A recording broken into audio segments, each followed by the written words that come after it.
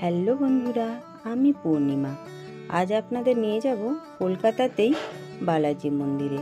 তো চলুন সেটা কিভাবে যাবেন, আমি যেভাবে গেছিলাম সেটা আপনাদের শেয়ার করছি।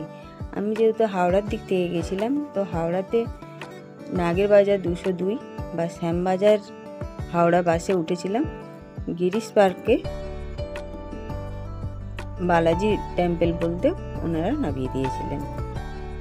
তো ওইভাবে আপনারা আসবেন। আপনি ভাবতেই পারবেন না যে আপনি কলকাতাতে আছেন কি দক্ষিণ ভারতে চলে গেছেন। খুব সুন্দর একটা জায়গা, ভীষণ সুন্দর কারুকার্য, ভেতরে বালাজি মহারাজের মূর্তি রয়েছে।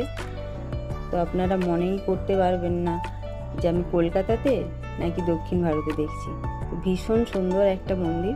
তো আপনারা যারা আসতে চাইছেন আসুন, দেখুন, উপভোগ করুন, ভীষণ ভালো লাগবে আপনাদের।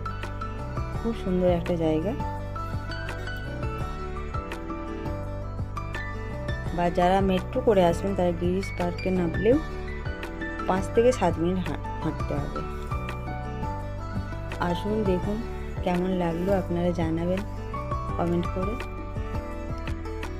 ভীষণ সুন্দর একটা জায়গা। ভালো থাকবেন। Thank you.